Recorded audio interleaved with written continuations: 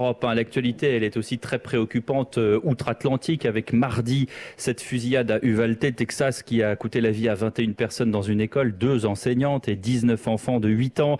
Le président Biden avait réagi en milieu de semaine, l'air abattu, promettant des avancées très prochainement sur la législation sur les armes à feu. Ce n'était pas sans compter sur Donald Trump qui a pris la parole entre-temps au congrès de la NRA qui se tient ce week-end justement à Houston, Texas, qui propose, Donald Trump, d'armer les enseignants. Aviva Fried, vous êtes l'une des correspondantes d'Europe 1. Vous vous trouvez à Uvalde où Joe Biden doit arriver d'une minute à l'autre.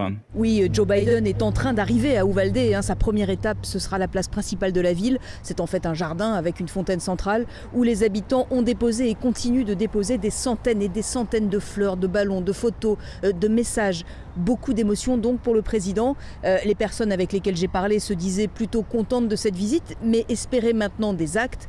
C'est le cas de Catherine Galindo Garcia, même si elle n'a pas beaucoup d'espoir. Il ne peut pas engager de changement tout seul. Les représentants de nos États doivent le faire ensemble. Mais il y a cette peur qu'ils ne fassent rien, comme à chaque fois, qu'ils continuent de ne rien faire. Ils envoient leurs pensées, leurs prières. On a besoin de plus que des prières et des pensées, on veut des actes. Joe Biden doit également assister à une messe, puis il rencontrera les familles des victimes et les premiers secours. L'occasion peut-être aussi de tenter d'en savoir un peu plus sur l'intervention très controversée de la police au moment du drame. Merci Aviva Fried en direct d'Uvalde aux États-Unis pour Europe 1.